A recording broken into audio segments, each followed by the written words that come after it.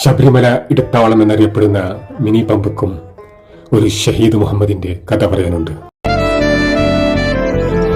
ശബരിമല തീർത്ഥാടനത്തിന് പോവുകയായിരുന്ന ഒരു കുടുംബം ഈ മിനി പമ്പിൽ കുളിക്കാനിറങ്ങിയ ആ അയ്യപ്പ സംഘത്തിലെ ഒരു സഹോദരി നിലയുടെ ഒഴുക്കിൽപ്പെട്ട് അടിത്തട്ടിലേക്ക് താഴ്ന്നുപോയി.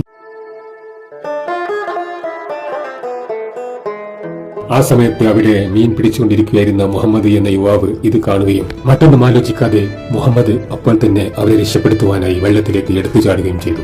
ആ സഹോദരിയെ രക്ഷപ്പെടുത്താൻ കഴിഞ്ഞെങ്കിലും മുഹമ്മദിന് സ്വന്തം ജീവൻ നിലനിർത്താൻ കഴിഞ്ഞില്ല.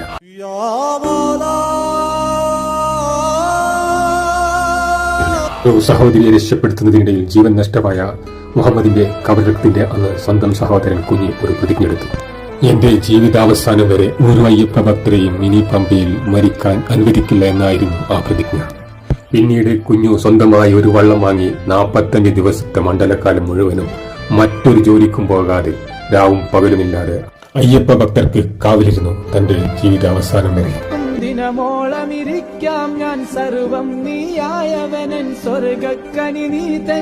എന്നും കുഞ്ഞുവിന്റെ മക്കളായ അബൂബക്കറും റാഫിയും അതേ കാര്യങ്ങൾ അവിടെ ചെയ്തുകൊണ്ടേയിരിക്കുന്നു. ഈ മിനി പമ്പയിൽ നിന്ന് ഏകദേശം 4 കിലോമീറ്റർ അകലെ മാത്രമാണ് മഹാകുംഭമേളയും നടക്കുന്നത്. ഇവിടെ അടുത്ത് നീളാതീരത്ത് തന്നെയാണ് മദ്രസ വിദ്യാർത്ഥിയെ തെരുവുനായ ആക്രമണത്തിൽ നിന്ന് രക്ഷപ്പെടുത്താൻ ശ്രമിക്കുമ്പോൾ മാരകമായി കടിയേറ്റ് ഇന്നും ജോലിക്ക് പോകാൻ കഴിയാത്ത സുരേഷിന്റെ വീടും.